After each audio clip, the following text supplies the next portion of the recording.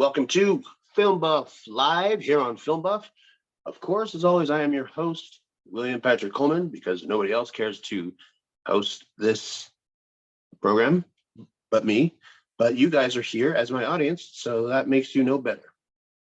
But today is a special day, as is every episode, as is every day, of course. But today is the Oscar nominations, Oscar picks. You are here with us today to go over 2023's Academy Award nominations for the 2022 slate of movies. A lot of interesting names in there, a lot of interesting titles. We are about approaching a full year after the crazy Will Smith / Chris Rock incident, which will no doubt take hold of whatever ceremonies they have in store for us on March 12th, Sunday, which will be this coming Sunday in a week here, hosted by the great Jimmy Kimmel once again, over there in Hollywood, California. So, real quick, just so we know here and we are all caught up, you are looking at a full slate of movies, starting with various surprising titles like Top Gun Maverick. Elvis is on there, which is interesting considering it's Baz Luhrmann, and I don't necessarily know that he's been nominated for anything since Moulin Rouge. But then you got some ones that, of course, would be on there, like Todd Field is on there for Tar, and Martin McDonagh again, this time for the Banshees of Inisherin. And you got, of course, Spielberg's all over there with The Fabelmans, and Triangle of Sadness and Women Talking, as well as All Quiet on the Western Front.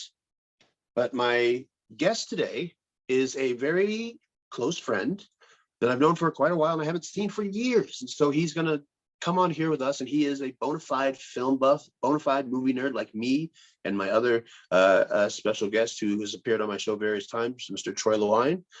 We are all friends together, and I'm very, very excited to invite my good friend, Andy Lalama. If you just give me 1 second here, and we will get him on the program.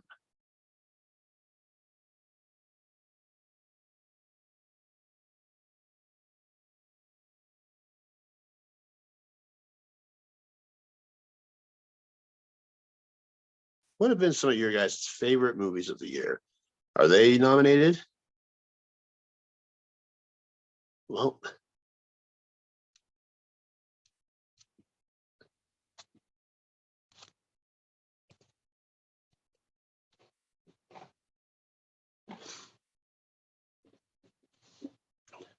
let's see here. Mr. Andrew Lalama is joining us today.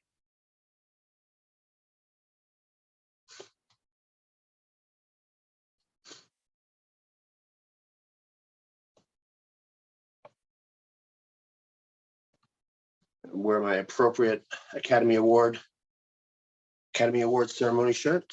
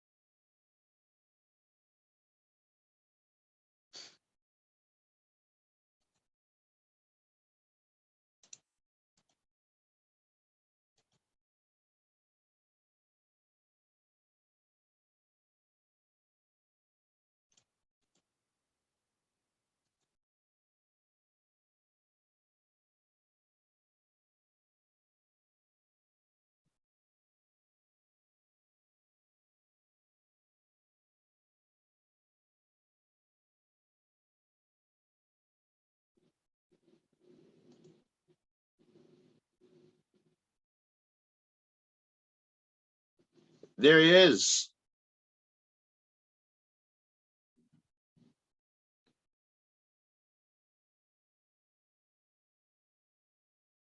There he is, Mr. Andy Lalama.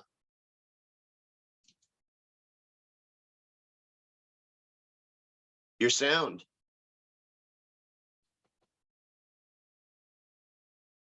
It's not me.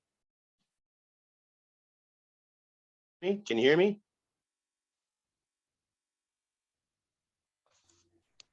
Hey, I think that worked. Ah, there we go. Hey, all right. Was it you or me? It was me. Oh, it was Okay. 100% me. Because I've been talking for a while, and if it was me, then I need to start all over again. No. I am not very familiar with Zoom. I don't do this very often. Oh, really? So this is a special occasion. Yes, I don't really Zoom, so I don't know how it works. That's why it took me a little while to get the link to work. I was trying to open. You're not a Zoomer. Program. It was, and I was like, "Can you just join through the damn browser?" Which it did. Yeah, finally. yeah. It takes a second. I had that complication at first also, trying to learn how to do that. You got to get things lined up. You got to get things ready before you just like accept something. They don't tell you that. They don't warn you about that. That's fine. Exactly. Yeah. Man, it's been a minute. Yeah. It's been a while, man. It's great to see you. Yeah, you too. So how are things? Say again? How are things? Things are good. As you can see, the collection is coming along nicely. Yes, it looks beautiful, man. We got DVDs and Blu-rays lined up there, or what? Behind me are just Blu-rays. DVDs are on the other side of the room, and 4K Ultra HD is on that side of the room. So I have a whole room set up. What's your most proud collection yet that you bought as far as titles or special editions? Well, probably the best item is the complete MCU Infinity Saga. Oh, is that what is it? Is it like a briefcase or something like that, or? No, this was actually, it was an Amazon UK exclusive. Yeah. Okay. Here, I'll show you right here. God, it's beautiful. That is gorgeous. So each movie shows, completes the scene. And what does it go? What does it go up to? To the end of the Infinity Saga, which Infinity was War. A Spider-Man Far From Home. Oh, right. And Gambia, 23 movies. Yeah, it's pretty wild, and it has like a little drawer that when you take the lucite case off, it has a little drawer that pulls out with a special feature disc and a little letter and everything. But this is probably my most prized possession in my collection. I am not near my collection. Unfortunately, I've been doing these shows without ever having to bring it up, but I will probably have a whole episode dedicated to it once I retrieve it back. It is still over in California right now. It's been there for about a year and a half. I'm very heartbroken about it, but once I get that back, we'll see where my collection goes from there, because now I've started getting used to digital and online stuff, and it's heartbreaking to say that, because I guess you and I we're collectors, and that's the whole point, is the collection. And when I'm trying to explain that to people, they're like, well, you just pay for the box, and yes and no. Like you pay for the collection, like, but behind you looks beautiful, looks like a fucking library. It's gorgeous, and like that's what you pay for. That's what you it makes it look like you have an extensive knowledge of film, so like I have more than I've seen. There are a lot of sealed items on the shelf. You haven't even opened some yet? That's awesome. Oh, yeah. There are probably hundreds in my collection that I haven't opened yet. But we're getting there. So slowly but surely. I think it's three things before we get into our topic today. One, have you seen anything in theaters lately that you liked? Yes. I just saw... oh, my gosh. What did I see? What did I just saw something last week. I did see a movie. It's getting overshadowed by one of the worst movies I've ever seen in the theater. Oh, wow. And that was in my memory anyway. It's getting overshadowed. But that was Winnie the Pooh, Blood and Honey. I heard that was not good. That's getting really, really bad scores. And look, I'm a big fan of So Bad It's Good. This was not that. It was it was so bad it's bad, huh? No, before that, I actually saw Ant-Man and the Wasp, which I did enjoy. I know it's getting a lot of hate. I thought it was fun. It's silly. It's goofy. But before that, last week, I saw Women Talking, finally, which is one of the Best Picture nominees this year. Well-deserved. It is bonkers. And Sarah Polley. Sarah Polley wrote that. Sarah Polley, yeah, and Yeah. wrote and directed, yeah, and it's a wonderful film. And the craziest thing was like I knew it was based on a true story. I Mhm. did not know it was based on a recent true story, that this happened in 2010. Oh, I know. It's absolutely mind-boggling that this level of, religious fanaticism and seclusion from the outside world can still occur in 2010, and that this was happening, these awful things that were happening to these women in this commune. But what a powerful film. I really, really enjoyed that one. It's been so long, but every time I think of Sarah Polley, I just go straight to Go. To Like go. Go is, yeah, Go is like the Sarah Polley like vehicle that she'll always be associated to that with for me, anyways. What is your what is tell the audience, since we are meeting you for the first time, and I know that you are aware that Mr. Troy Lewine has been on our show several Yes. times. He's contributed a lot of great feedback as well. But when I have a guest on here for the first time, the first thing I like to ask him is, "What is your favorite movie?" So the audience knows right away who you are. Well, this is a complicated I know answer. for a movie nerd or a film buff or whatever, that's a very complicated answer. There's not just one, of course, but Yes. The big problem is that I did have a favorite movie, but it's a very complicated relationship I have with this movie now, because that movie was American Beauty. oh And no, it's man, you know what? very unfortunate that it is so tainted by So Kevin to Spacey. me, so to go piggyback off of that, I am a firm believer in don't hate the art based off the artist who's a part of it, because there are several people who constructed this movie together and got it made. And so like I'm a big like supporter of associates, because if that were the case, there's a shitload of like Miramax movies I'm not supposed to like, and that's not fair. Like, and then Disney comes into that, because Disney and Miramax were partnered, and like there's no way you're going to get me to hate Scream because Weinstein produced it. Weinstein to me is not. When I watch Scream, I don't think of Weinstein. When I watch American Beauty, yeah, Kevin Spacey is fantastic in it, but several people are fantastic, and Annette Bening's great in it. You know what I mean? Annette Bening is fantastic. Movie. Thora Birch. I mean, there were so many great performances in it, and it's also weird. A lot of people do dump on that movie and say, "Oh, it hasn't aged well." I think that's the point.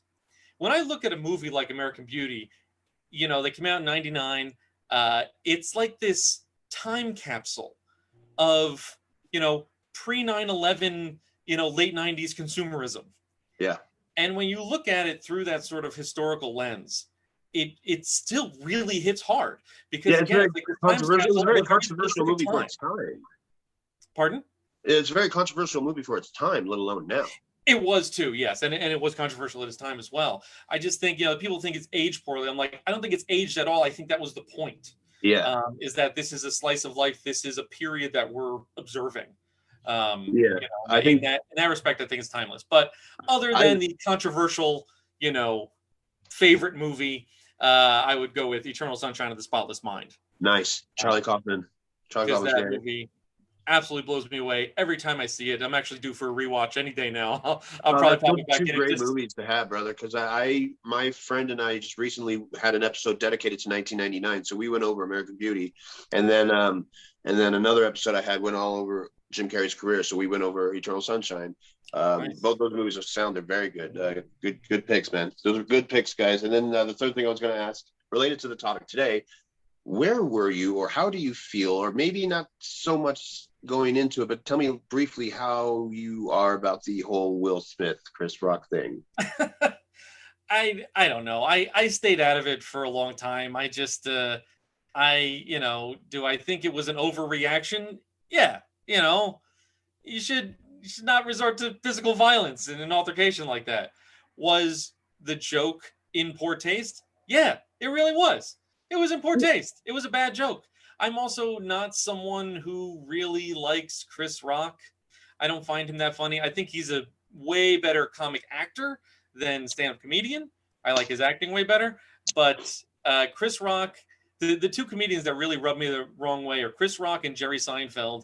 And really? Jerry Seinfeld, huh? Yes. And it's for the same reason, actually, that they both rub me the wrong way, is that they both think they're hilarious and I want thought to it was going to be the remind you of that voices. fact constantly. And I'm like, just say the funny stuff. Like, we get it. You're a comedian. You're supposed to be funny. You don't have to constantly remind me that you're funny. That makes you less funny.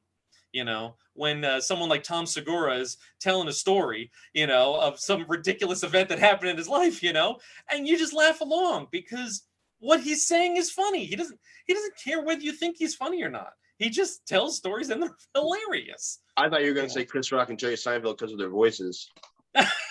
No, their voices are fine. Their voices are fine. I guess the reason why I ask, and I'm definitely not one to bring somebody on here and just voice an opinion that somebody can debate and argue with and whatnot. But my point in bringing that up is I find it interesting to talk about it now, almost an exact year later, and to see how much of that will play a part in this year's ceremony, because I don't think they can get away with not saying it at all, especially with Kimmel hosting. Sure there will be a joke, thrown by the host. I think it will be discussed. I don't know if you saw on the crisis, TikTok. Team. What is that? There's a crisis team now attached Yes. to it, yeah, which is kind of interesting. But what about TikTok? There was a TikTok. Will Smith posted a TikTok the other day, and it was a stitch with another creator, and she was describing a way to, talk to inanimate objects around you to see what they think of you. Ask, your physical object here, what you think of me, and answer it for that inanimate object, right? And so I'm sure there are 100,000s of stitches to this with people who are stitching videos, but Will Smith stitched this video and she does her intro there. And then he just picks up his Oscar, just holds it here, just like looking at it. And I'll say, you know what? That was hilarious. So, yes, I don't think he should hit Chris Rock. I don't think Chris Rock should have told the joke, but that was really funny that Will Smith just did that just to sort of remind us all that, like, I know you all have been blacklisted and whatnot. I know the Oscars are coming up. But I have one, and you can't take it away from me. Yeah, man. There's a lot of opinion on that too. I'm not a fan of Chris Rock. Like, I don't hate him or love him. I really don't have an opinion. I love Lethal Weapon 4. That has nothing to do with him. He's just a part of it. Yeah, randomly. But like, when it comes to the joke, I don't think he wrote it. Like, people write. He might not have even thought about it. He might not have known about Jada Pinkett's, situation here, there, whatnot. It's been a year later. I'm just so curious to see how much of that will play, because that really took over the ceremony last year. That really took over, man. It was really unfortunate, and it was very unfortunate. Yeah, and it really just overpowered him winning the award later. It overpowered several people winning the award. Yeah, and King Richard was such a great movie, and the whole family's there, and it had all this momentum and everything, and then he just like ruined it all for a lot of people, Yeah, man. But that's neither here nor there. We are approaching the 2023 Academy Awards. Yes. Mr. Jimmy Kimmel is hosting it. It's going to play on Sunday, March 12th. I'm sure they've been shortening these recently, the last few years. I guess they're trying very hard to meet in the middle with, viewership and still honoring, everybody. Some of these sometimes are pretty interesting. Lately, I'm on the fence. Like, especially after the incident, quote unquote, last year, I'm just like kind of burned out by it. But now that I'm hosting the show and I have an opportunity to talk about it, one of my favorite movies, not only my favorite movie of last year, but one of my favorite movies right now of all time, is a big part of it and celebrated amongst it. So I'm really curious to see what happens with this. Everything, Everywhere, All at Once. Of course, that is the major contender this year. That movie is a force of nature. It is. I tell people, I'm like, listen, like, this is before, and I did see it right before. I saw it when it was out for a little bit, but right before, like, it just got this wave of attention again. Like, it kept, and then it got re-released and stuff. But it was one of those movies that I was telling people, if you were losing your faith in the way film is going right now, that is the movie to restore it. Yes, it's something very original and very different, shocking. Yes. That really pulls people in, and it's truly a magical movie. And one of the things I tell people about is the trailers to an extent, misleads you as to what it's about. A little And bit, there's yeah. a very personal connection in that movie that makes it beautiful, makes it worthwhile. And this relationship that, this married couple has, that's fizzling out, is really what takes hold. To me, is what kind of the movie is not about, but definitely centers around. And that's, to me, the heart of the movie. Everybody in this movie is amazing. Yes, This agreed, 100%. this is one of these movies that's like, I say to myself, I'm like, this is a science fiction movie that should get Academy Award attention. And I would not in a million, if you were to tell me, if you were to ask me if I would bet money that it would get attention by now, a year later, by the way, I would have said no way. I would say no, absolutely not, no way. But I'm super glad that we're here. I'm super glad that it's not only getting attention, but it is quite frankly a front runner of a lot of topics, a lot of categories here. It is, and I hope it starts scooping up awards at the Oscars, like just from the get-go. I would love for it to. I would love for it to, and I think the Academy Awards are really all about going forward and progressing and starting to recognize things that they haven't recognized before. So it definitely stands a chance, as well as a lot of movies which are nominated along with it today. And we're going to go over every category. Sure. Somewhat, and a lot of these we haven't seen, and we can just admit to that we haven't seen. We just don't have all the time in the world to see them. And some of these we've seen probably more than once. Also true. But do you have a pick for every single one? I don't have picks for the short films yet because I've not seen them. Yeah. I will be seeing them. I just haven't seen them yet, and I'll pick short films there. Documentaries, I usually don't get involved with, but all the major categories I do. Because it's to be hoped that maybe if people watch this, that they might kind of go off our list and see where we are right and where we are wrong. So I have taken the extra. I went the extra mile just to learn about every one of them and stuff like that. Mm-hmm. If you don't have a pick, I'm happy moving on to the next. I'll say my pick and then we'll move on. Okay. Okay. So are you all set? Yeah. What's the first category? Let's dive in. First category, we're going to go over costume design. And costume design has been a really interesting year. What we have nominated is Babylon, Black Panther, Wakanda Forever, Elvis, Everything Everywhere All at Once, and Mrs. Harris Goes to Paris. I don't know what the hell Mrs. Harris Goes to Paris is. It's interesting that Everything Everywhere would be costume design. But I guess I could see that because Stephanie Hsu has these sequences where she has outlandish like outfits that match her. I guess I could see that, yeah. Yeah, I mean, just jumping from multiverse to universe to universe, everything has its own aesthetic. I can see why that would be nominated. I don't think that has a shot at winning. No. We'll go to this is interesting to me, and I say this is interesting several times. I'll say this is interesting every time I see this movie nominated for anything, but Elvis is on here quite a lot. A costume design category is very interesting and a high likely shot because it is Catherine Martin, who is Baz Luhrmann's wife. Yeah, Elvis. Yeah, and I believe Elvis won the BAFTA, I think, for costume design as well. I could see it winning. It's a weird category this year because. There's always some, like you've mentioned, Mrs. Harris Goes to Paris. Like that's one that you're like, how did that get thrown in there? Yeah. And it could very well win. And because sometimes it's those random ones that are thrown in, but it's usually like a real like period piece from 18th century, 17th century, something like that. And like those are always the shoe. We don't have anything like that here. And the closest that we have, we do have movies. 3 of the 5 nominees that take place in specific eras of the past. Mm-hmm. Elvis, obviously goes through several years of Elvis's career, but it's through, 60s mostly, or 60s, 70s in the US. Fine. You have Babylon, which takes place, in the early days of Hollywood, in the 20s. We got the Roaring 20s. So you have that whole aesthetic. And then you have Mrs. Harris Goes to Paris, which takes place in the 50s in Paris. And it's literally about dresses. Like it's about Dior dresses.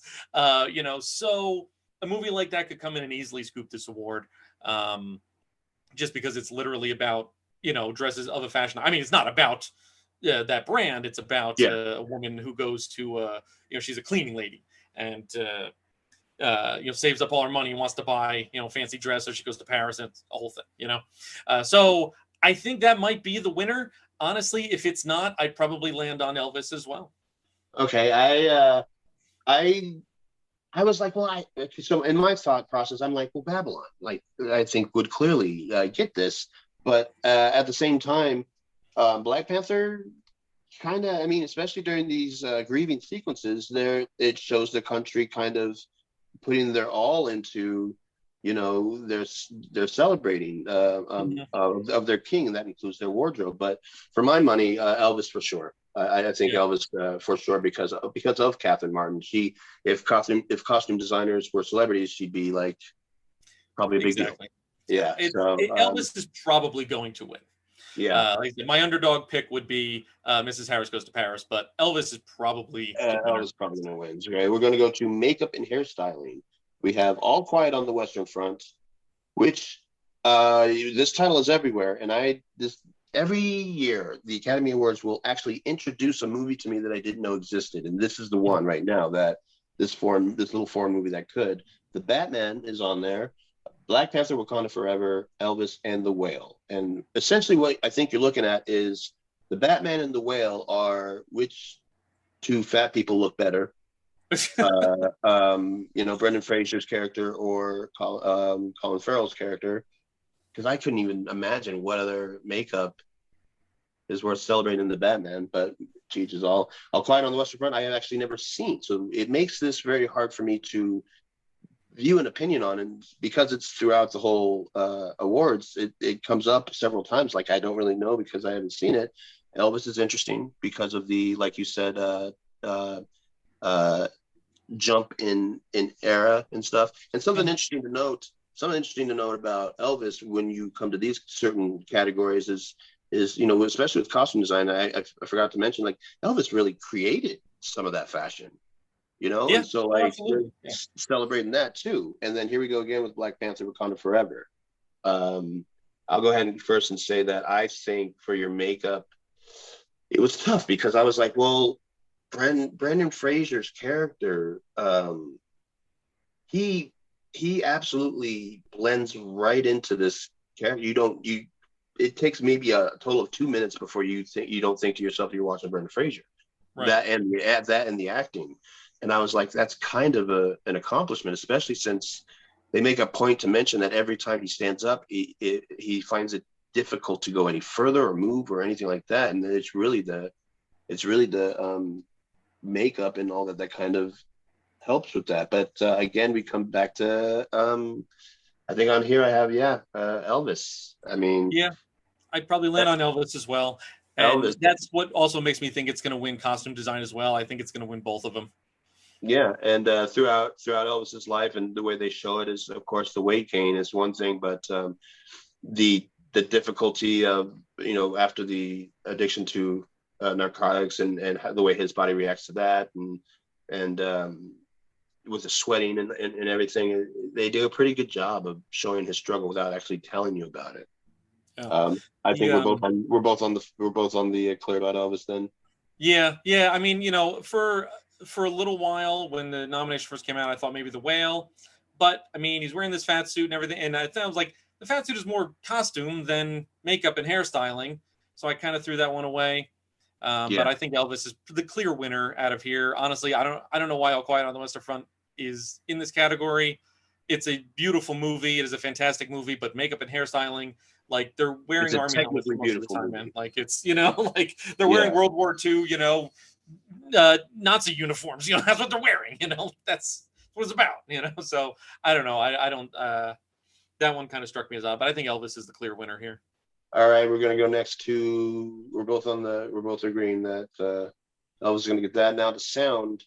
Sound's always been an interesting category, and this year is no different. We have All Quiet on the Western Front again. Avatar: The Way of Water. How'd you feel about Avatar?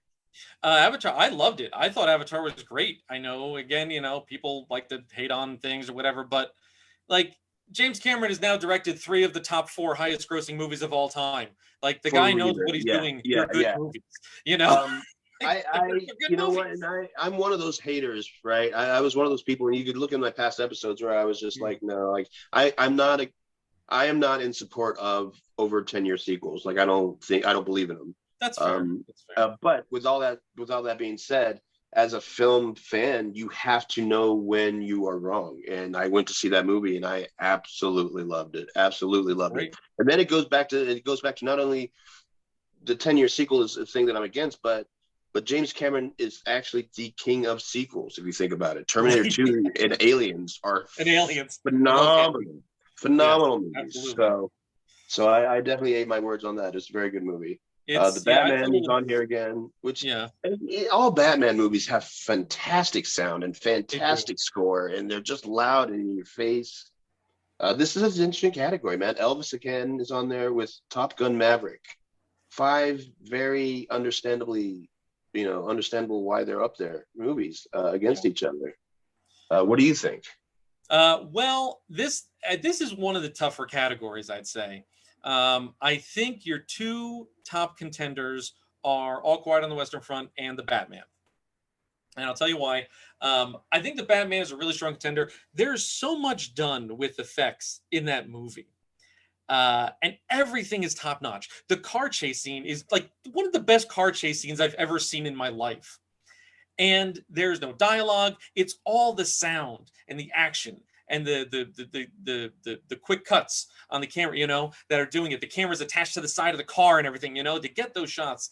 But the sound is what brings you through that scene because there's no dialogue, you're along for this ride. And there are so many moments like that in The Batman. But just as the Academy loves to give out costume design awards to period movies, war movies love to scoop up sound awards. Yeah. And I think All Quiet on the Western Front is probably going to take this one. It is a tremendous movie. I definitely highly recommend it. It's a devastating tale. I have actually never seen the original from the 30s, 40s, yeah. 40s. Yeah, I have not seen it. So I don't know how these movies stack up or relate. But just seeing this movie, war movies, like there's a reason why they win for sound, hearing those, hearing gunshots and moving troops, tanks, things like that. There's stuff coming from all directions. And with a good sound setup, I don't have a great sound setup, but I have an okay sound setup. You can hear that, and you can hear stuff coming at you. I wish I could have seen this in the theater, but I watched it on Netflix. But I just think it's a war movie, and it's gonna win Best Sound. But yeah, and my dark horse would be The Dark Knight, though. So where I would agree with you, I think that it's the obvious winner probably because war, and depicting war is a lot of sound as well as visuals. That's still not my pick though. And this was a tough one. It was a tough one. It is. I definitely don't think Batman's on there. Elvis, I think Top Gun Maverick has it, honestly. That could be a possibility. And especially these days with the way, in comparison to when the original came out in the 80s, what they've done with sound technology and stuff, it really complements this type of movie. So Top Gun Maverick is on here for several reasons, and I think one of those is probably sound, if anything. If anything, it will probably get your sound. Let's go to. Very possible. I think your pick is that would be a very close second to me. But score. Listen, okay, we got All Quiet on the Western Front, Babylon, the Banshees of I can't say it ever. The Banshees of Inisherin. Thank you. I'm sure I butchered it earlier. Everything Everywhere All at Once and the Fablemans. You have all these maestros next to each other, all their names, but when you see John Williams on that list, none of them matter. Usually, right? That's not always the case. Sometimes it depends on the movie and depends on a lot of things. In this case, I again have not seen All Quiet on the Western Front, but I have seen the other 4. And I was like, at first when I looked at this, I was like, well, of course, John Williams would absolutely get it. And then I was thinking about it, and I had to kind of go against it, over Babylon. I thought it was a unique score, and I forgot who did that. I don't have my paperwork here on who that Justin Hurwitz did Hurwitz. Okay. Babylon. Okay. Yeah, who is So worked with Damien Chazelle before. okay, okay. Did he do La La Land? He did La La Land. Yeah. Okay, okay. So, What do you think? well, I do obviously love John Williams. And The Fabelmans is a great movie. It's one of my favorites of the year, easily. I loved it. I love, the art of filmmaking, it's just a great tale. I don't think this was John Williams' best, It is a great score, and it has that, that Spielberg John Williams match, and they know each other so well, and they've done so many projects together, and you can hear that familiarity. And if anyone was going to write the score for a movie that's sort of but not really about Steven Spielberg's life, it's going to be John Williams. So I think the score and I think accentuates if the this was film. his retirement movie, we'd be talking a different story, but it's not. Yeah, I mean, I don't know what's still in I store think for John Williams, but he's getting up there. I think he said he's still coming back to do some more. I don't know if it's Spielberg's work in particular, but I know he's doing Indiana Jones again. So he hasn't retired yet. So right. But I really like my pick for this, and my hopeful is Babylon. I love Damien Chazelle. I'm very upset. I mean, I think the biggest Oscar snubs this year was not giving Babylon more in there. Honestly, I thought it should have been Best Picture nominee. I don't think it would win, but I think I would have put it up there. You could easily replace a couple of movies on the Best Picture list with Babylon, I feel. But the score is wonderful. And again, it reflects that, Roaring Twenties atmosphere. And again, Justin Hurwitz is someone who has worked with this director before, they know each other. You can tell that the music is integral to what's happening in the movie, and I think those are the kinds of scores that stand out the most, is when, when you catch yourself in a moment, you're like really appreciating the score of a movie. There's there are so many beautiful scores out there, but a lot of them are very understated and just sort of underscore and are there, behind the action. And that's what they're meant to do. Mm-hmm. But there are just some scores, a lot of John Williams stuff where you can hear it and you're instantly transported into that world. I think Justin Hurwitz is good at that, especially with Damien Chazelle movies. La La Land was easily my favorite movie that year. It's still one of my favorite movies. I love that movie. And hopefully Babylon gets a little love. You know that my co-host is from La La Land. She's in La La Land. Really? One of my co-hosts. Oh, wow. This is a live stream show, but I actually have a show. And our co-host for this season is Miss Ami Khan. She is the actress that Emma looks up to. Comes in the coffee shop and. Oh, really? Yeah, that's her. Oh yeah. Okay, wow, so that's cool. La La Land has a special place in all our hearts because of her. And she's lovely. She's absolutely a wonderful woman, wonderful performer. So, a great movie, by the way. Great callback. Yeah, I love it. I know it gets some hate, and I understand why it gets the hate. I thought it was a beautiful movie, but I think it's great. I've seen it several times. I think. So I think we're both on the same page there with score. We both think Babylon probably. I think so. It. I hope so. Yeah. I hope so. I really do. Song is an interesting. Song has interesting ones with it. Applause for Tell It Like a Woman is up against Hold My Hand for Top Gun Maverick. Lift Me Up from Black Panther Wakanda Forever, which I believe is Rihanna. Not Two, but RRR, the little movie that could.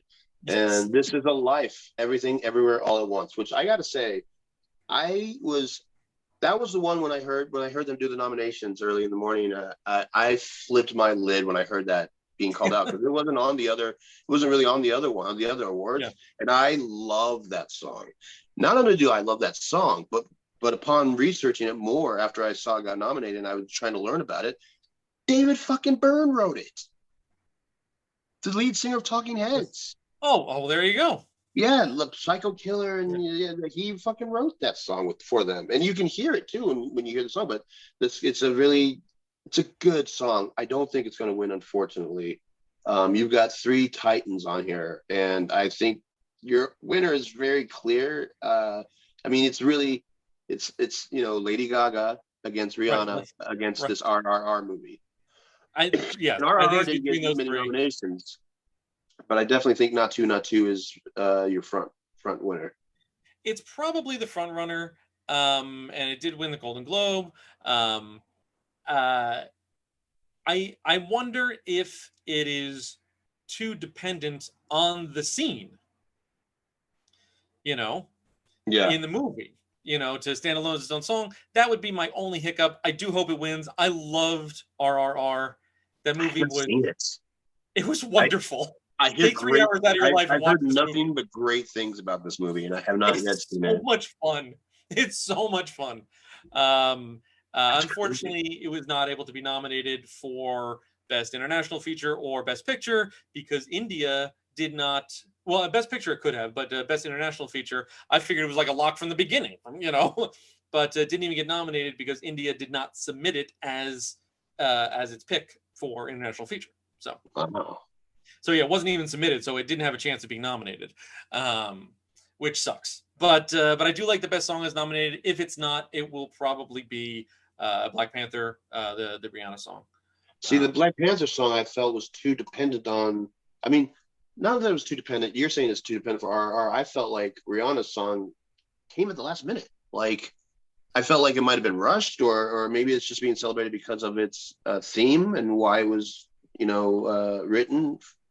The whole Black Panther movie in general is about grievance, yeah, and so "Lift Me Up" is a powerful song that goes along to that. But I would have thought if you were to ask me before I saw any nominations, I would have said, "Oh, probably Lady Gaga." yeah, Um, that's a great song yeah, too. I like that I song. because I knew about the scandal with the scandal with the whole thing with the controversy with RRR, and when I heard that was nominated, I was like, "Oh, it's probably gonna win." I think, and you have it on your list too. Yeah, I think it's gonna win. I hope it wins, but Oh, okay. if it's upset, it will be upset by Rihanna. I think. Visual effects, going on to visual effects. This is an interesting year. We got All Quiet on the Western Front, Avatar, The Batman, Black Panther again, and Top Gun Maverick. I think this is a kind of an obvious. I think it's kind of an obvious winner, and it's almost not even fair to put anything against Avatar. Exactly. Yeah, that's. Uh, I was gonna say same thing. I mean, I it's don't such think a it's fair to do that. monumental spectacle. Yeah. If nothing else, even if you didn't like the story or thought it was repetitive, whatever. I No. mean, Yeah. you You just can't sat in help it. awe of that movie. Exactly.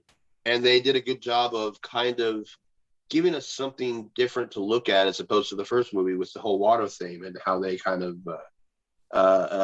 embrace this concept. And water is everywhere in this movie, even in war. Yeah, yeah, So I mean, I just don't think there are a few things on here that's like, we don't need to talk about it. But this one of them, like visual effects, is kind of yeah. I it. mean, you could try to make an argument for a superhero movie for Black Panther or the Batman, but Avatar is top tier. Its own thing.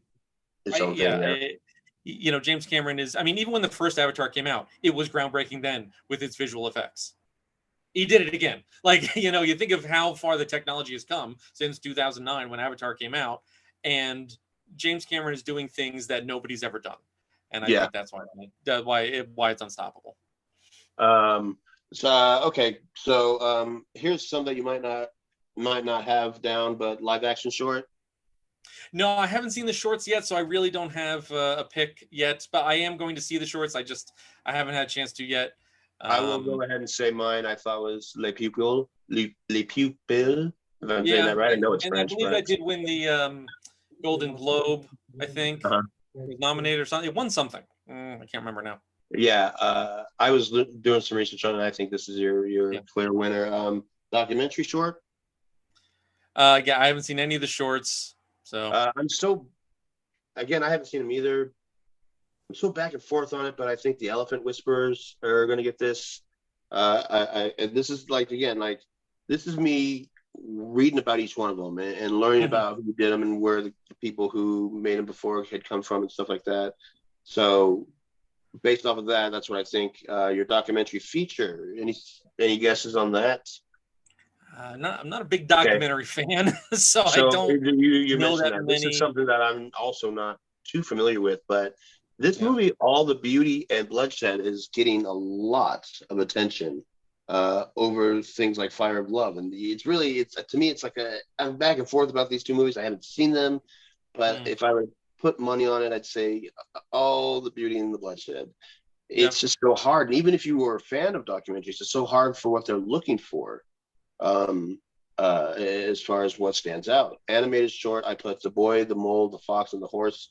Although My Year of Dicks is a great title, so based off that alone, That's a I great would, title. yeah, based off that alone, I And I would. think the one that you picked, though, I think that won the BAFTA award, so Oh, it's did it? likely Okay, that will win okay, the Oscar as well. The Boy, the Mole, yeah.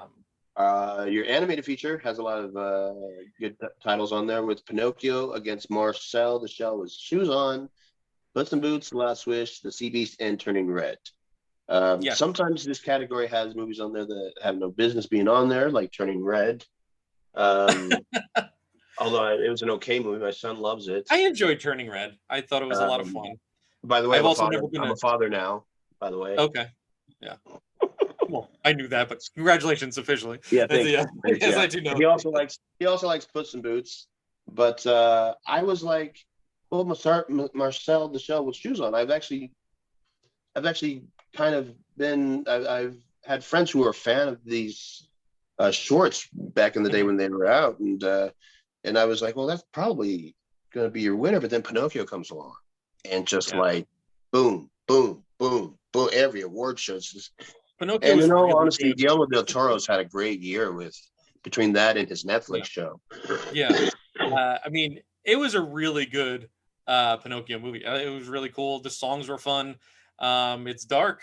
It's a little dark, That's what I hear. I like haven't seen it yet, though. yeah, it's a good one. It is I a very actually good might one. watch that tonight. I love Del Toro, but I love the Netflix show. I'm still watching it. It's so good. I think that's probably going to win. It is my pick to win. Yeah, I'm really pulling for Marcel the Shell. Um, I I loved it so much. It was so cute. I uh, Um, I just I don't had see it not up against seen the Pinocchio now, shorts. though. I had not seen the YouTube shorts, from years past, so I Yeah, did watch them before I went and saw the movie. So I got sort of acclimated and everything. I think it's great. I think the only, I mean, I don't know if I like it more or less than Pinocchio. I don't know. It's a toss up, but honestly, it's weird. It is an animated feature, but it's also not an animated feature, and it brings up this discussion of how animated does something have to be nominated for best considered. animated feature. So that's a good You know, question because I run into based off of what you're asking here. Avatar is on that line for me. The special effects are so good that you feel like you're clearly not watching you're right, like human beings. right. And the process that they do, it feels so different than what your eyes become accustomed to. That yeah, Mhm. after a while, you feel like you're just watching a really good cartoon or so a really good. Right, After a yeah, while, yeah, doing that, yeah, but being with that, I agree. Like, where's the line there? yeah. Um, So I don't know. I think that may hurt its chances. But it is such a it's such a cute movie. I don't know. I think Pinocchio is going to take it down. yeah, I think That was based such off a of cool history, movie. Pinocchio, The based off animation history style is really alone, fun. I did enjoy Turning Red. I have unfortunately not seen the other two, the Sea Beast and Puss in Boots. Puss in Boots I haven't seen because I haven't seen the other Puss in Boots movies or most of the Shrek franchise. So I don't really know anything about it. I was never going to see it. I hear it's amazing and one of the best things DreamWorks has ever put out. Okay, fine. Uh, I am a fan too of little, too DreamWorks late. Animation.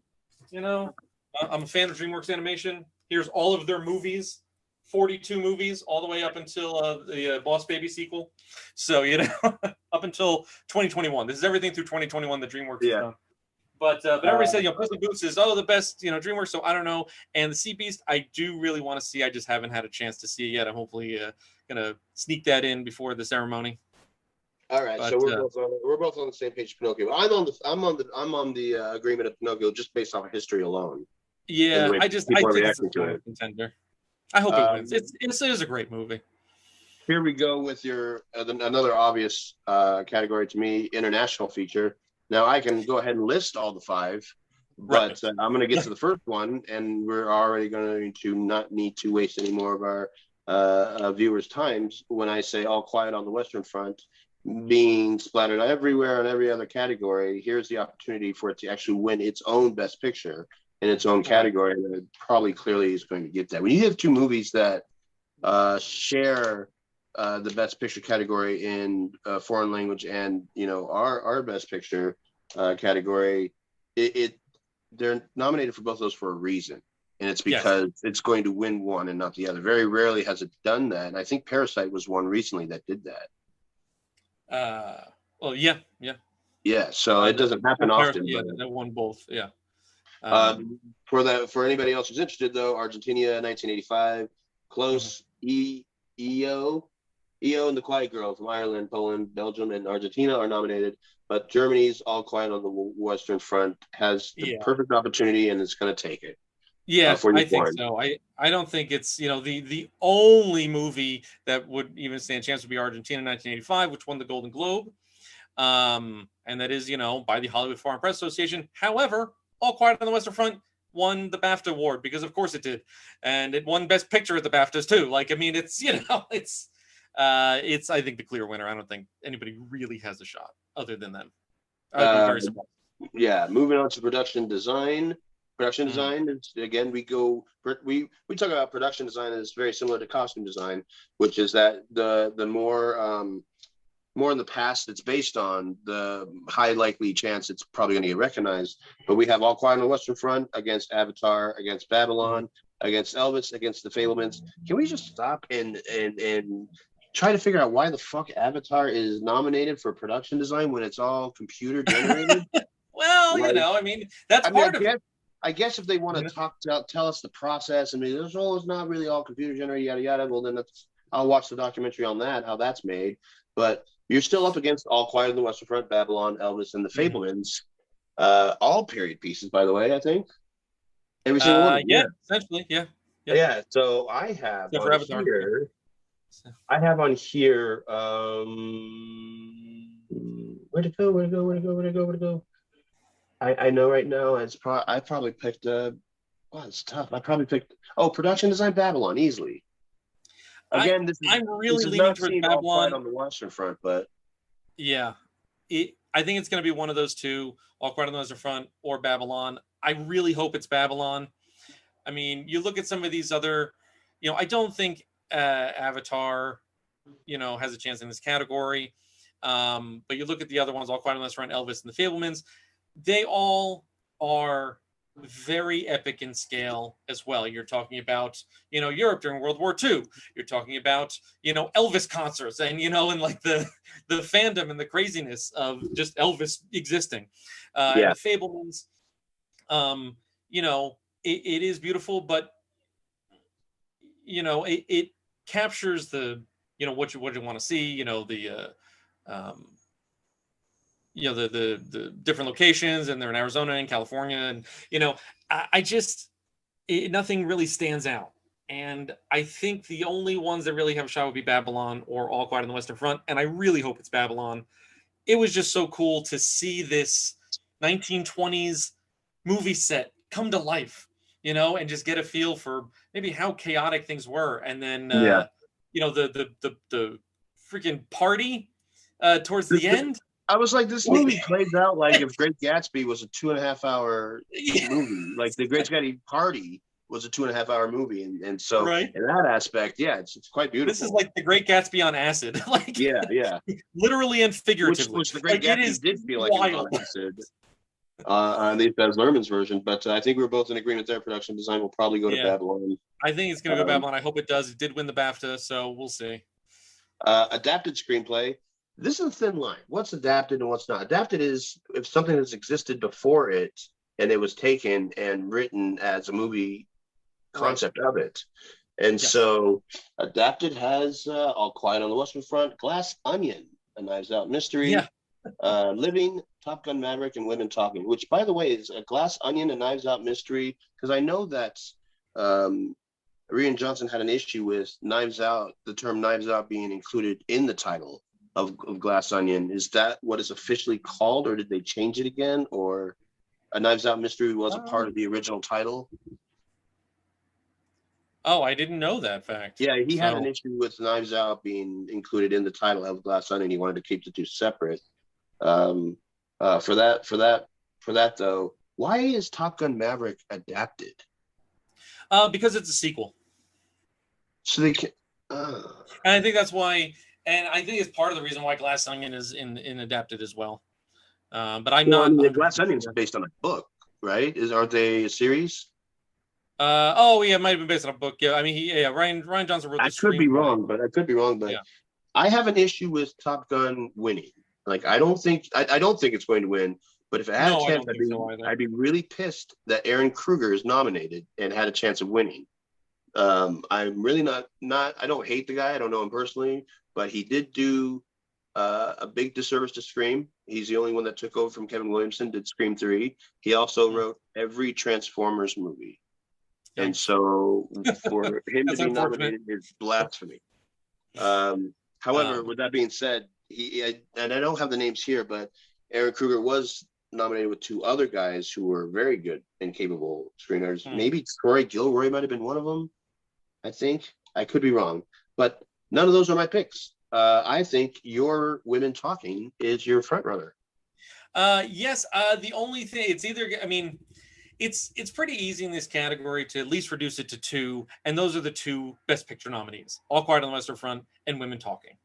I'm sorry, Top Gun Maverick is nominated for Best Picture, but I don't know. I keep forgetting that it is because I don't think it should be. I'm Yeah, sorry. yeah. I look. I loved You it. just don't I want it really to be. did love Yeah, that movie. It is a vast improvement over the original Top Gun, which I think is not a great movie at all. I think it's nonsensical, like 80s propaganda, like political propaganda. It's a weird movie. I don't like it. But the Top Gun Maverick was a very enjoyable movie. I thought the storyline was great. I don't think it has any business being nominated for Best Picture. I would have put Babylon in there, or maybe even The Woman King. well, now you're Uh, going to get, now that we are of the time where we watched it go from 5 nominees to a 10. And so now mm, they're just going to throw a popular box office movie on there now every year. yeah, And that's the one that we have this year. yeah, Um, I get it. I definitely have my opinion about Top Gun Maverick. I don't necessarily love it or hate it. Um, I agree with you though. I don't know what it's doing up Yeah, I don't there. know why it's on there. So I don't think that has a shot at screenplay, just like you.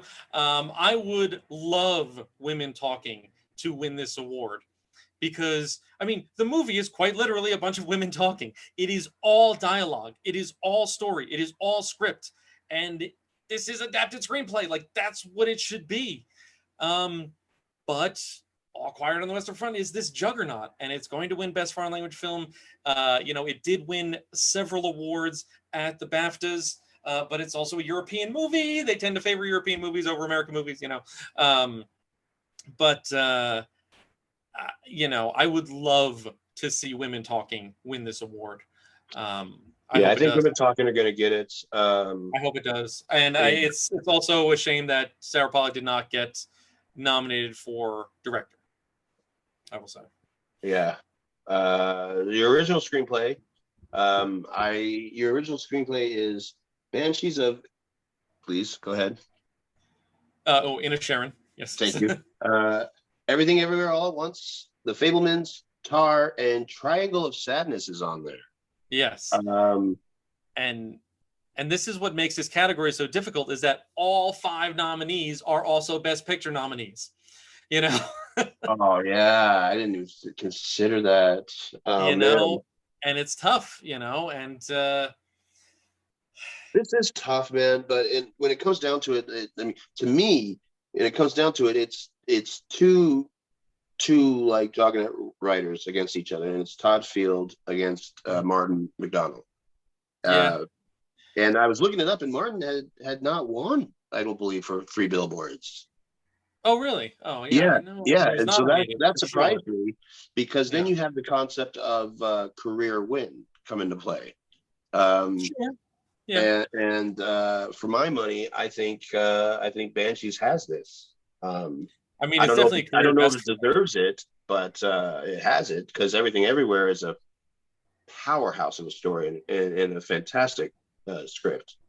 But I mean, to me, it was Tar or Banshees, and I think Banshees have it.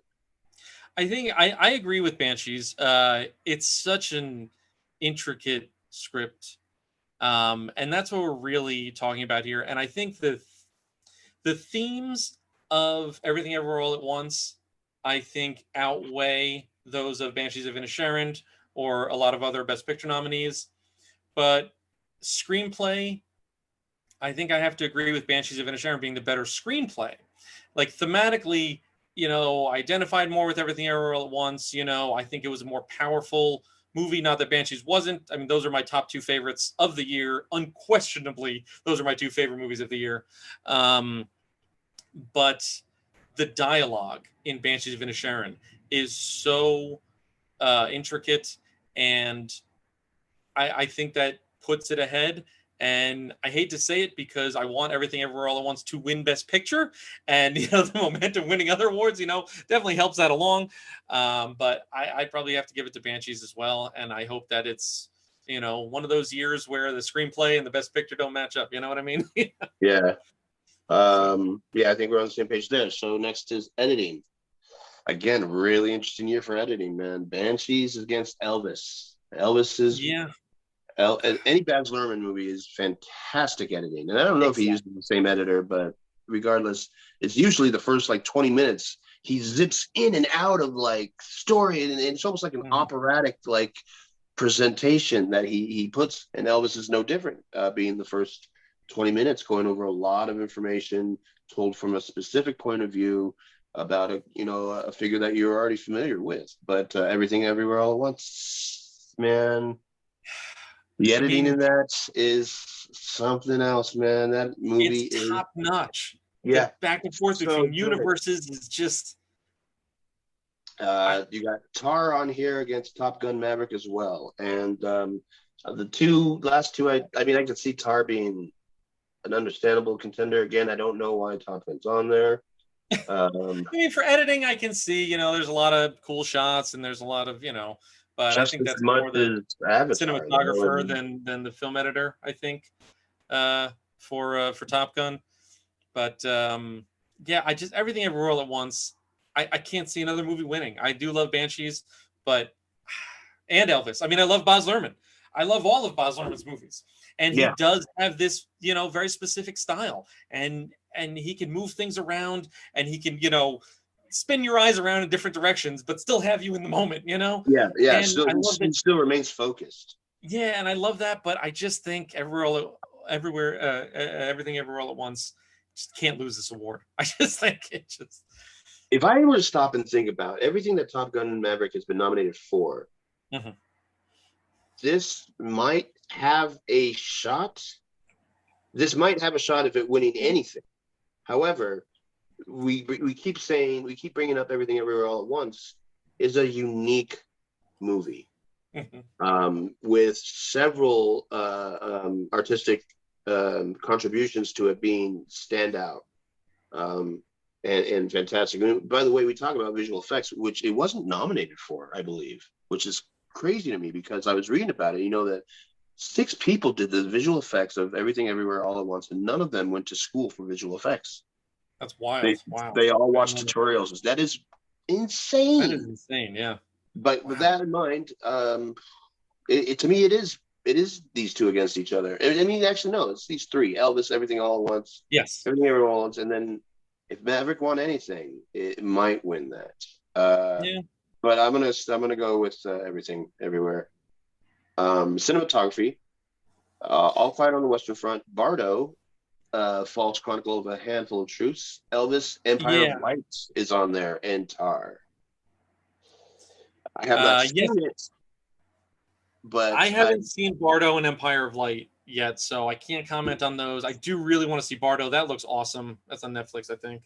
I have not Um, seen All Quiet on the Western Front. But from everybody I've heard talk about it and who has seen it, that's what they talk about, yeah. is the I cinematography of this movie. I might have to give it to that one.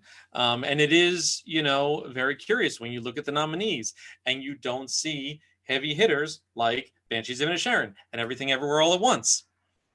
And that's a Yeah, really weird thing, and how that that's plays into the super best picture weird. race. That they're not nominated for cinematography, like, like, especially Everything Everywhere All at Once. I was shocked when that did not get nominated, but as you said, it didn't get nominated for visual effects either. So I don't know Super what they're smoking bizarre. over there at the Academy, but I mean, even if uh, they were, All Quiet on the Western Front has a great chance. I think It's what I so. forget about. I think Elvis could give it a run for its money, because again, it's that Baz Luhrmann style. Uh, All that these that categories that Elvis could and might win, I keep thinking, man, why didn't Moulin Rouge win then?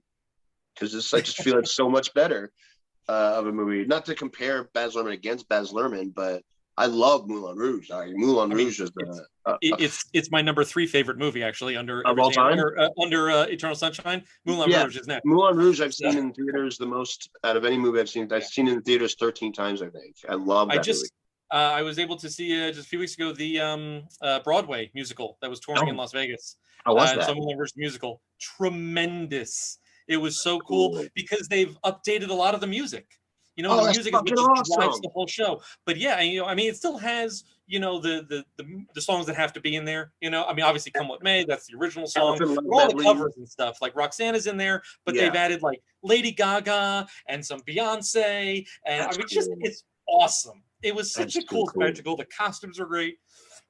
Pardon me. What a cool musical, and very in the same vein as the movie. It was like the movie on like supercharged. It was like they supercharged the movie, and they gave the Duke a lot more to do, That's songs, awesome. dialogue, and he was a much better villain. I thought it was great, but I did come home immediately after the musical and watch the movie again. Watch the So, movie again. because I love it so much. I love that movie. All right, we're to your top 5 now. Right?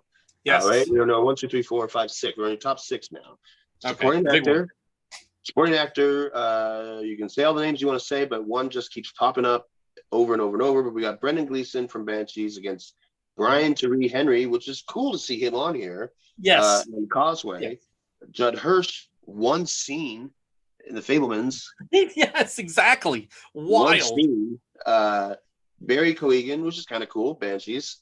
And Ki Hui Kwan. And Everything Key Kwan, Everywhere, yeah. I mean, all at once.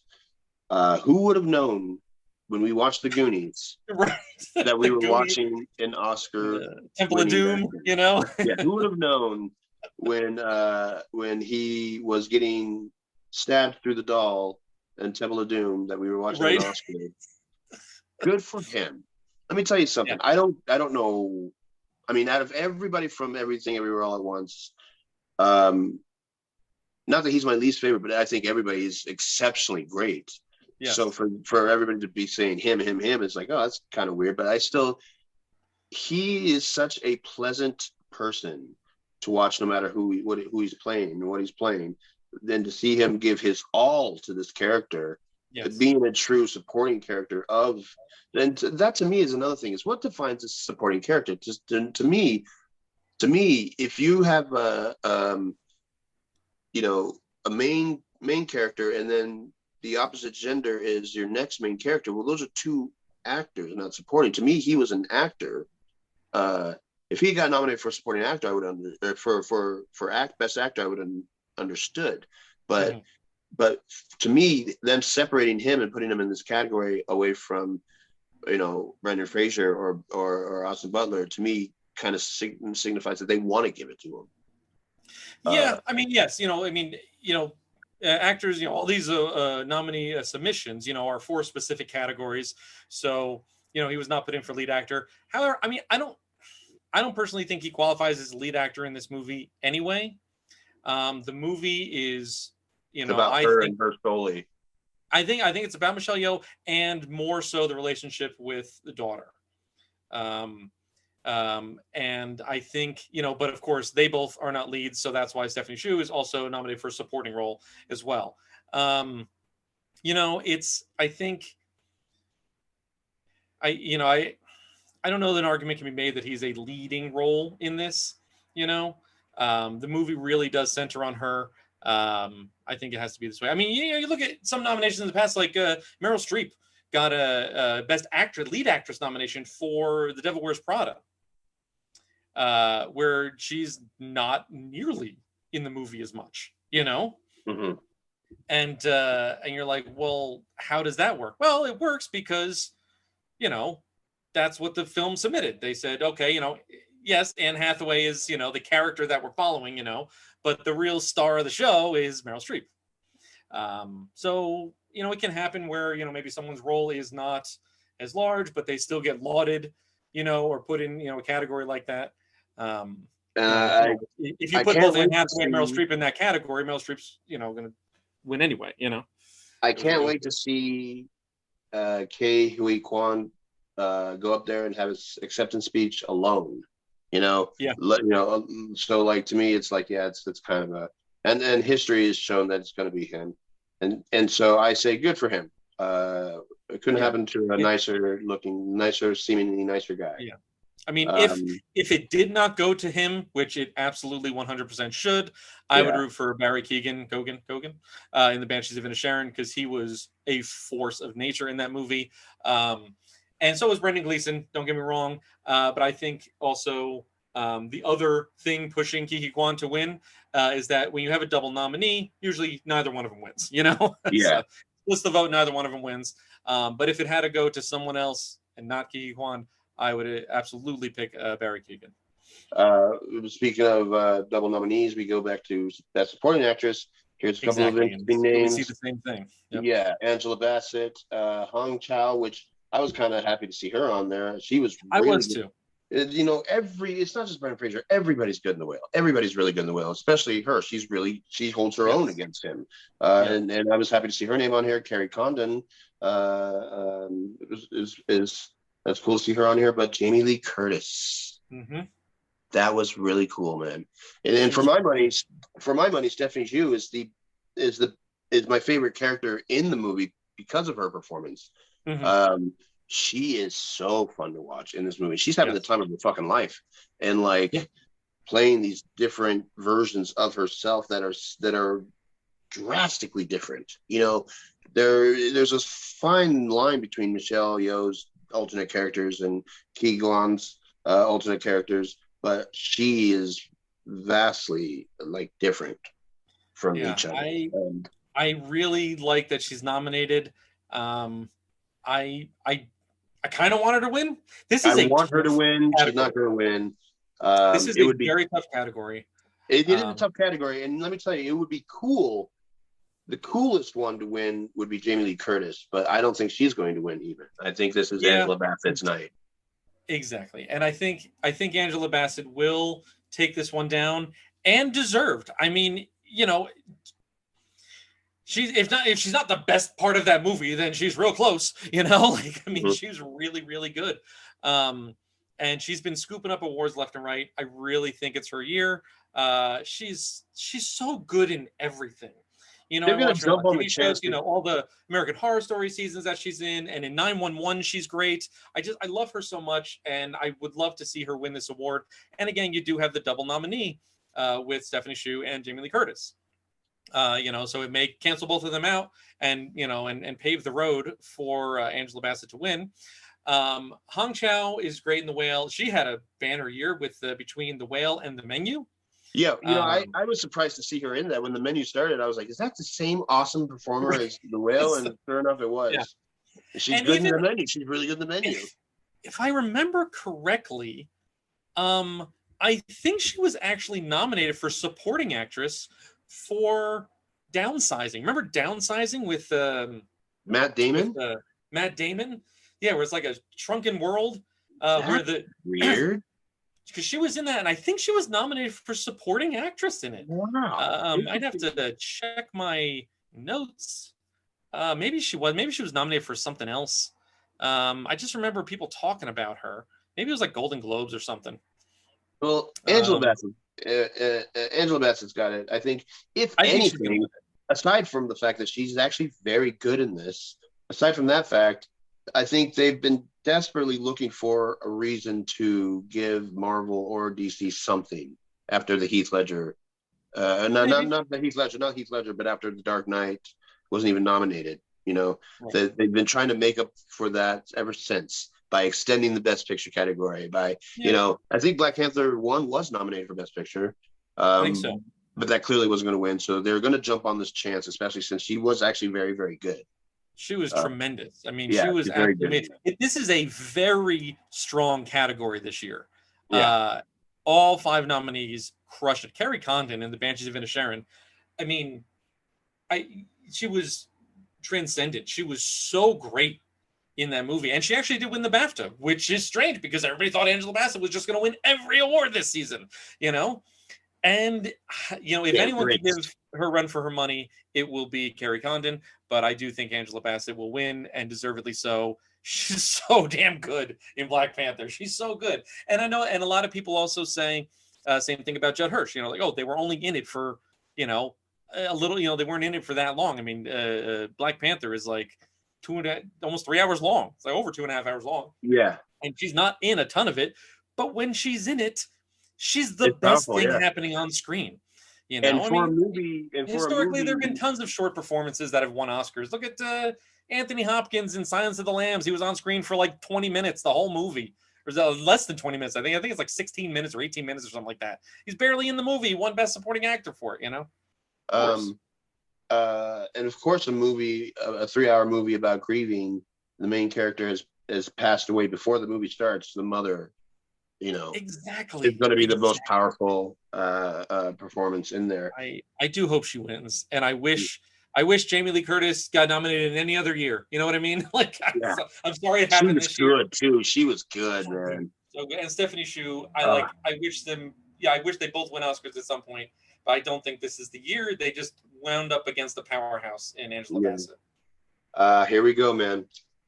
This one kind of breaks my heart, dude. Best Actor, because to me, another tough one. Another very tough one. For months and months and months, to me, there was a clear winner. And we have Austin Butler as Elvis, Colin Farrell in The Banshees, Brendan Fraser in The Whale, Paul Mescal in After Sun, and one of my favorite actors of all time, Bill Nighy in Living. He's a good actor. I like him a lot.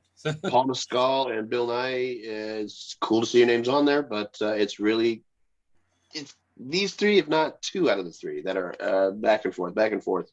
And before the awards were happening, I would have been like, dude, hands down, Brendan Fraser's got it. Exactly. Hands down, Brendan Fraser deserves it.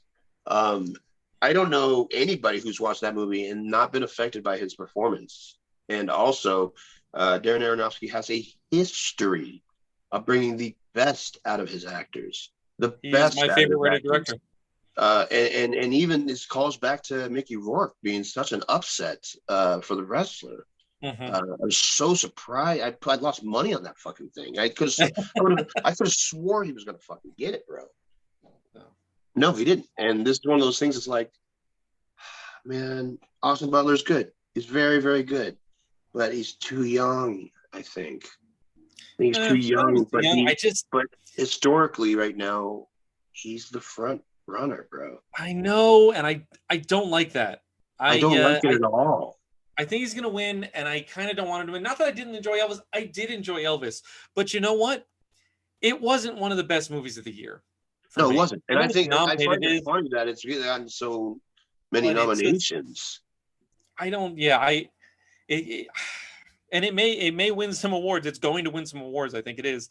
And in reality, Austin Butler is actually, in my opinion, the best part of Elvis.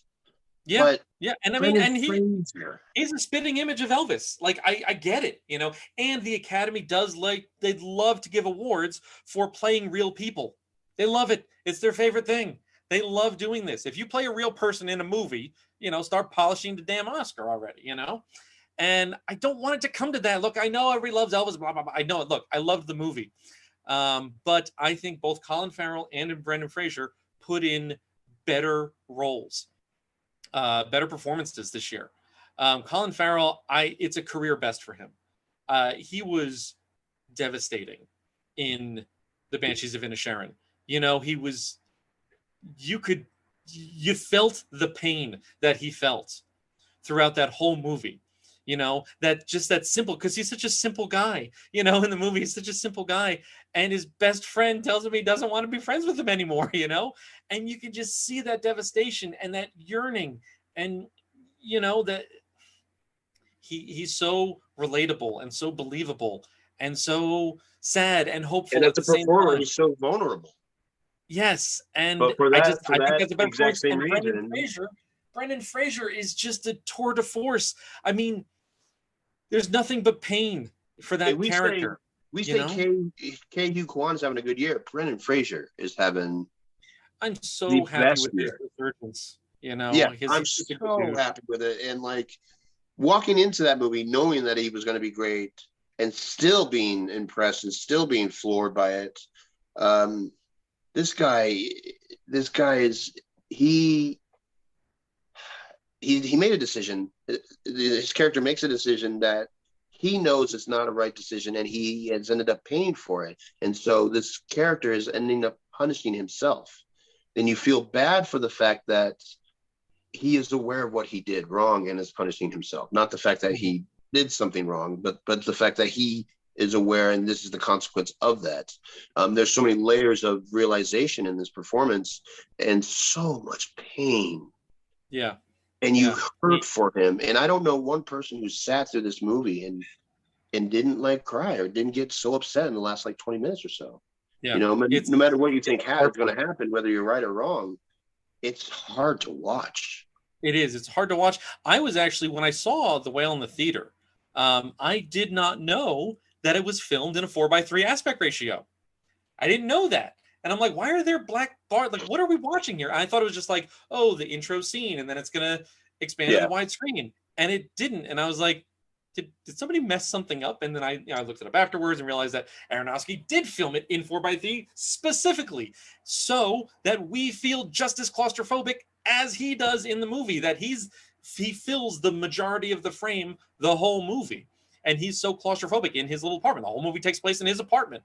And we're there with him. And we're claustrophobic too, because we're stuck in this little box with him. It's not a big screen. We're stuck in a box with him. Yeah. And I think that that's great. And I think that it accentuated the performance. And I would love to see either Brendan Fraser or Colin Farrell win this award. Listen, Brendan. I'm sorry, I'm not pulling for Austin Butler. I'm not, though. Brendan Fraser deserves it, in my opinion. I'll say it till my dying day. This is one that I would be happy to lose to, but I think Austin Butler has it. I really do. Yeah, it's unfortunate, but I really think he's going to win. And and we say it's unfortunate not because he wasn't good. He was very good. He was great. Oh yeah, and Elvis is a great movie. But man, I think that those other two performances, Colin Farrell and Brendan Fraser, I think were better performances. And I mean, come on, it wouldn't be the first time that the best performance didn't win. In my opinion, the best, lead acting performance that I've ever seen was one of my favorite actors, if not my favorite actor, Denzel Washington, in Fences. And I feel like that should be shown in acting classes for the rest of time. Like, if you want to know how I did this is how you act. Watch this movie and do what this man does, because that's how you act. And he was tremendous, and he didn't win. He lost out to Casey Affleck in Manchester by the Sea, which was a devastating role. And it was, it was beautifully acted. Casey Affleck is a horrible person, and he should not have won. It should have been Denzel Washington. So if Austin Butler wins, it's just another year where that happens. Yeah, and I can't help but get like traumatic flashbacks of Mickey Rourke and the Wrestler. It's almost the exact same scenario. Yeah, you're right. Another Aronofsky movie, yeah. And Aronofsky is my favorite writer director. No, he didn't write this one. He didn't write The Whale, but he did direct it. So yeah. So we have actress. Now we're getting the last three here. Actress, we got Kate Blanchett with Kate Blanchett with Tar, Ana de Armas with Blonde, Andrea Riseborough to Leslie, Michelle Williams to The Fablemans, Michelle Yeoh to Everything Everywhere All at Once, and clearly Ana de Armas is going to win for Blonde. What the fuck is she doing in the fucking category? Clearly. What the fuck is that? Where do we watch? Is this the Globes? I don't know. I didn't even watch Blonde, and I probably won't. I've never heard anything good about Blonde, especially her performance. I didn't hear it was bad, but I haven't heard anything outstanding about it. Why is she on this thing? When I saw it, I was like, what the fuck is going on here? I'll tell you why she's on it. She played a real person. If you play a real person, you get nominated. That's how it works. NC-17 3-hour movie about I Marilyn have no Monroe. desire to see this movie at all. I really don't know why she's nominated. Well, And you in really her got, place, it should be Viola Davis for The Woman King, because that movie was yeah, badass and she was so damn good in that movie. Oh man, super what a great weird. movie. Super weird. Super You good. got your two obviously against each other, Kate and Michelle, and I think Michelle's been Yes. doing good. Has Michelle been doing really well? Well, sort of. See, I put my money She on won Kate on she this. won the BAFTA. Um, but no, I'm sorry, no, she didn't win the BAFTA. I'm sorry. What did she win? She won the Golden Globe, Yeah, yeah. because it was best lead actress in a comedy or musical, whereas Kate Blanchett won for best lead actress in drama. Yeah, And yeah. then Kate Blanchett went on to win the BAFTA as well.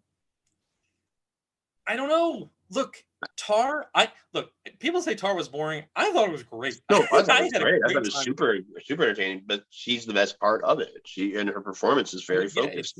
she carries the entire movie, and you're glued to the screen because of Kate Blanchett. This might be a career best for her too. I really want Michelle Yeoh to win. I think it was the better role. I feel like it's weird that he would win and she wouldn't. possible, yeah. But That definitely helps the cause. If Kiki Kwan's winning that, the voters are saying, "Oh, Kiki Kwan, oh yes, Michelle Yeoh as well." Uh, I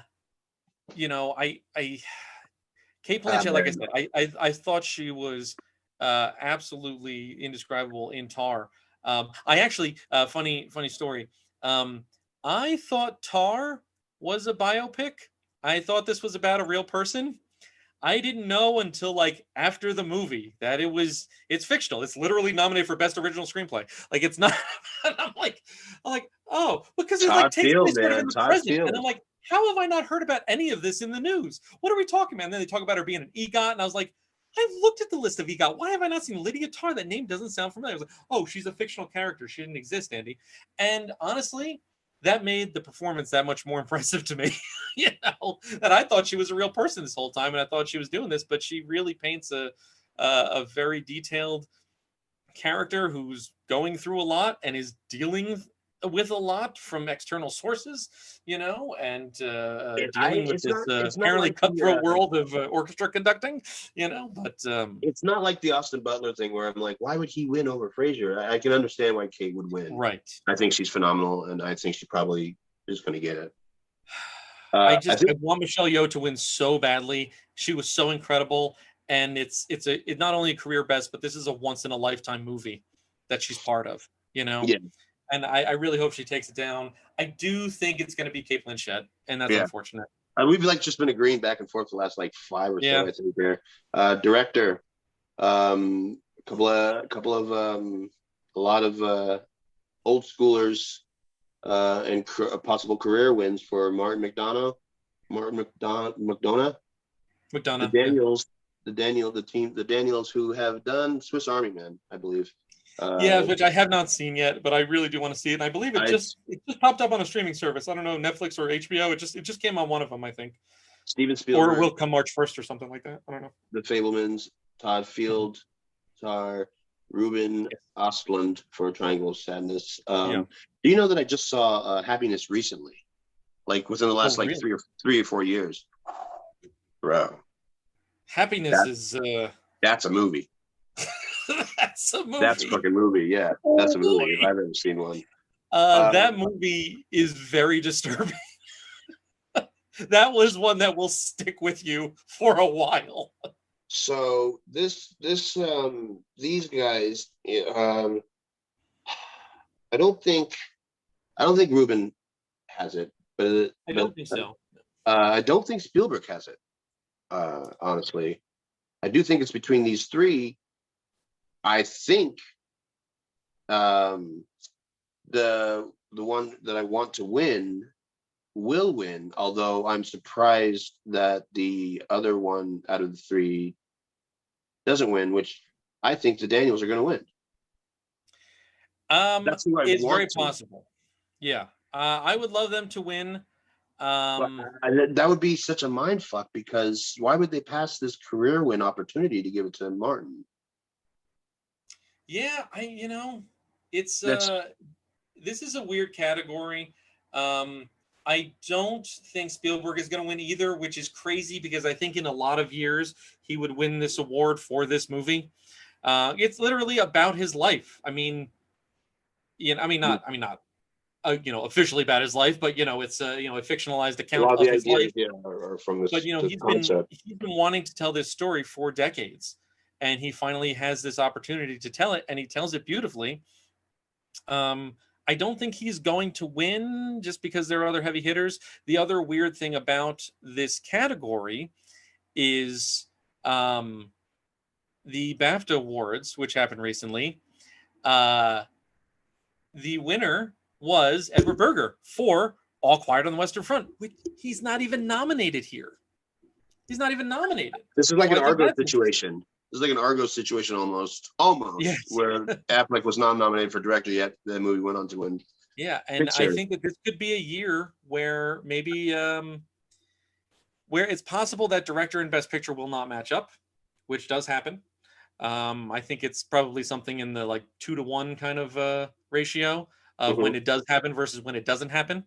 Where best director is just automatically best picture winner too. It happens more often than not. I said I think it's about like a 2-to-1 ratio. I don't know the exact numbers of the 95 Oscars, but it's close to that ratio.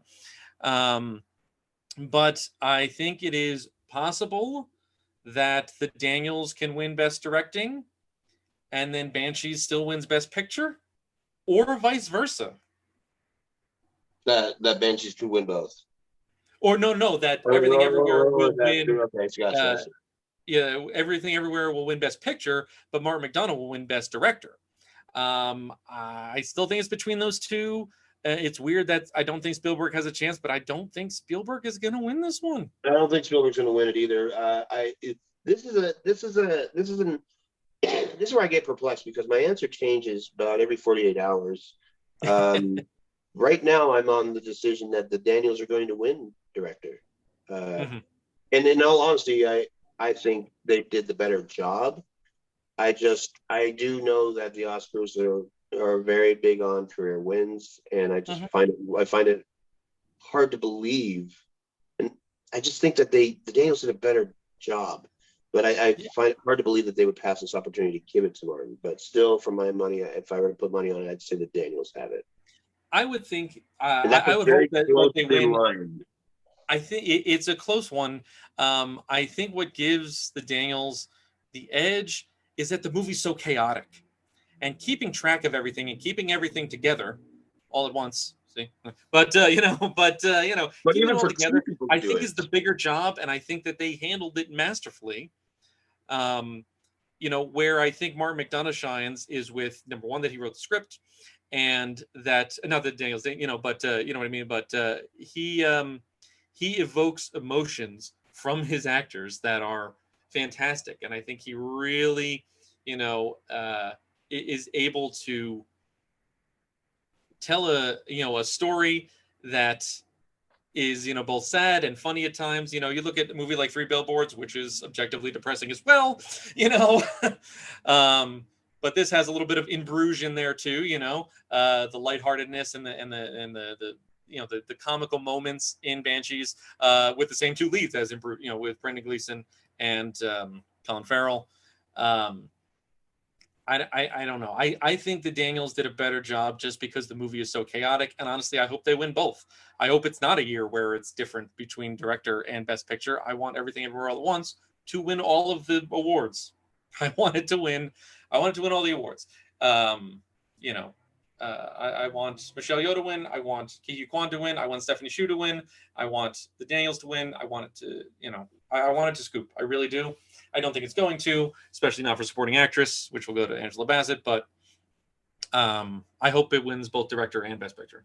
what do you think is going to win for best director? Your final answer. Final answer: the Daniels. Okay. I am in agreement with you. I think the Daniels are going to get it, which leads us to the ultimate best picture category. Yes. The very last one. The whole prize has, I believe, 10 10 nominees, Yeah, yes. 10 nominees. 10 nominees for Best Picture, all of which have been nominated in other categories here and there. Mhm. And you have your All Quiet on the Western Front, Avatar: The Way of Water, The Banshees, Elvis, Everything Everywhere All at Once, The Fabelmans, Tar, Top Gun: Maverick, Triangle of Sadness, and Women Talking. Again, some of these are very weird that Avatar's on here, only because in my memory, when you nominate movies like this, like I guess Lord of the Rings comes to mind, you wait to the last one to give it to, kind of as a whole. Mhm. So see Avatar on here. Was Avatar 1 was nominated for I Best think Picture. so. Yeah, I believe it It was lost to nominated for Birdman. Best Picture as well. So Avatar and Top Gun, we've already talked about Top Gun. Very weird. Yeah, I don't. That's on here.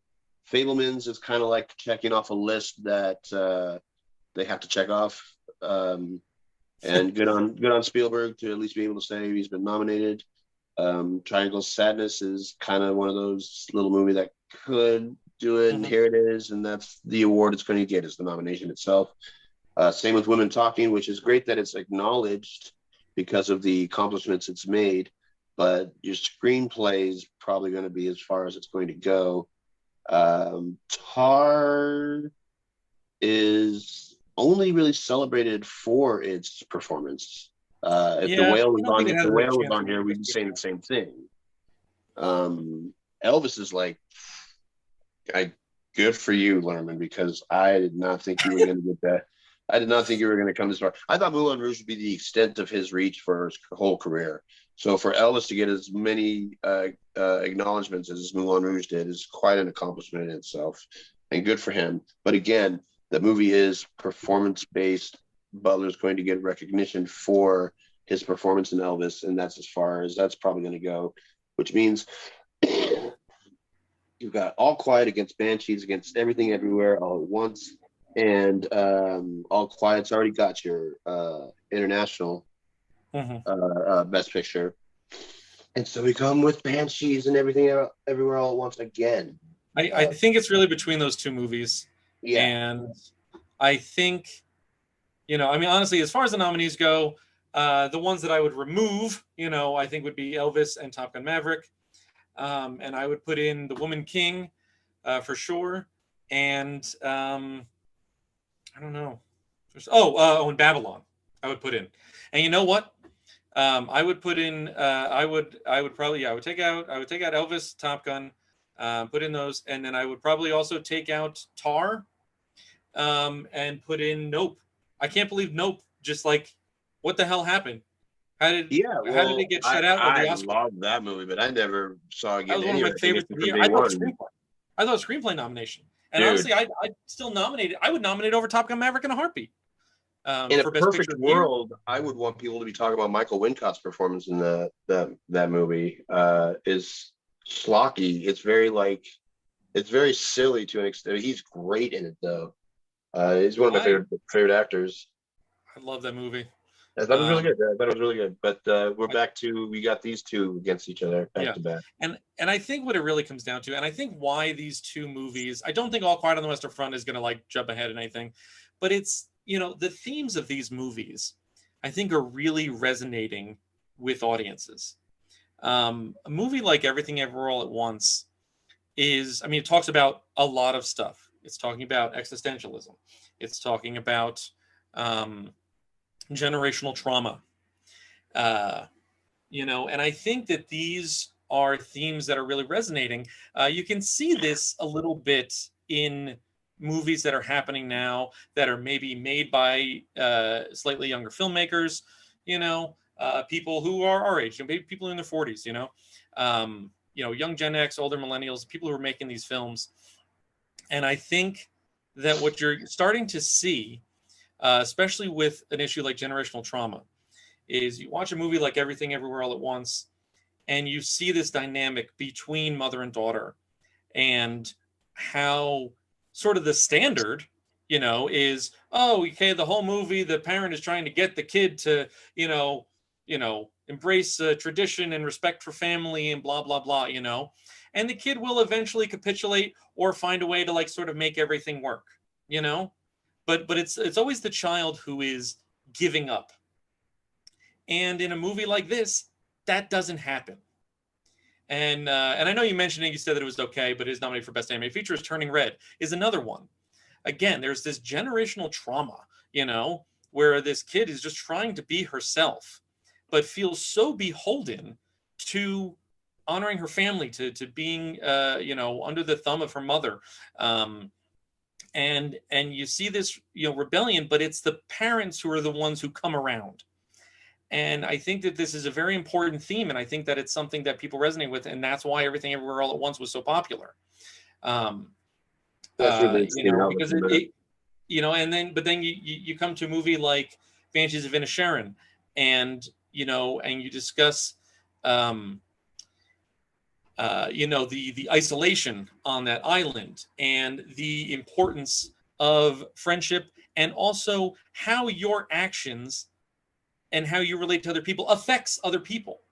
The consequences. And you see this played out. You see this, graphically played out of how, your actions can affect other people, and what you do with that information, with learning that information of how much you affect the world around you. And I think that's why those two movies have resonated so well, is because those points, those themes are very relevant today. And people are starting to see that, in the light of the pandemic, when you talk about communication, friends that you haven't seen in a long time, or, we were all locked down for so long and separated from people, and I think people started examining those relationships, even, not just with friends, but also with family, and sort of evaluating, not just like their importance. I think that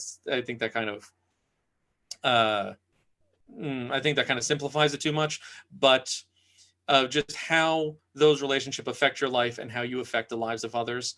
And I think you see that theme in both movies, more so in Banshees, but then that generational trauma aspect and the existentialism and the opposite, and the nihilism also as well. The existentialism is more Michelle Yeoh's, end of it, and Stephanie Hsu is more the nihilistic, villain of the movie. So I think it's not a surprise to me that these are the two, but I think that maybe more people identify with Everything Everywhere All at Once, and I think that's why it's going to take home the top prize. I absolutely agree with you, and that would mean that we both agree on the director and picture being the same for one. Yes. I think Everything Everywhere All at Once is going to get it. I couldn't be more happier for one of my favorite movies to win Best Picture since American Beauty. I'm, to be honest, I'm as happy as I am about it. I am quite shocked that it would beat the Banshees. But I firmly believe that is like the movie of the last 5 years or so. Like that, this is a movie that everybody loves when they see it. Everybody talks about. It means something different to everybody. Everybody in it's great. The technological aspect of it is great. The storytelling aspect of it is crazy different than anything you've ever seen. There's nothing about this movie, sans for maybe its pacing, if anything, that I don't like. I love everything about this movie. I've seen it so many times, and I can't wait to watch it again. Yeah, I'm going to watch it again before the awards. I'm going to sneak in one more viewing because I just loved it so much. I mean, there's so much to latch on to. So for all those who are paying attention, we have agreed on the top six. Oh, there you go. Bassett, Ke-Huy Quan, Kate Blanchett, right? Kate Blanchett, the Daniels, and Everything Everywhere All at Once. For all those who are watching and are curious or paying attention with your own ballots, these are our picks. We would put our money on it, and we would bet a lot on the fact that these would win. Majority of ones here and there we kind of agree on. Adapted Women Talking. I would love to see it win. Yeah. Cartoon Pinocchio, Song RRR. This is I think Sound Design we didn't agree on. And I was indifferent. But I think I think it's going to be All Quiet on the Western Front for sound. But. Yeah, so I I think They that's pretty love a much war movie. that's our show. That's our Oscar picks. My first episode on the Academy Awards. I wasn't even going to do this, but then I was like, if I do it at all, I want to do it with Lalama. I thought that would be super fun to actually just catch up with you, since I hadn't seen you so long, anyways. And it's been a real honor to be with you again tonight, my friend. Anytime, as my shirt says here, it says introverted but willing to discuss movies. So that's Yours wins. I remember the time when RoboCop shot that dude in the dick. I do remember that. Yes. Yeah, it's a very key moment in film history. Yes. I was fighting to get this episode under an hour, and I think I failed miserably. Yes. We're gonna have to split this into two, and that's fine with me. This has been great. Hey, man, if you ever have anything topic you'd like to talk about, we would love to have you on. I'm gonna figure out an excuse to get you and Troy on the same episode one day. That'd be great. A tour de force of an episode. It's great. Let's talk about like some trashy 80s horror movies or something. Oh my gosh. No, that'd be great, man. Oh man. Andy, thank you so much, man. It's so good to see you. Thank you, Will. I hope everything's you too, man. going good. I will be messaging you during this Oscar presentation to see how many of these we got right together and Absolutely. stuff. But you have yourself a good day. Thanks for being on Filmbuff Live. You too, man. Thank you so much. Take it easy, buddy. This is Bye.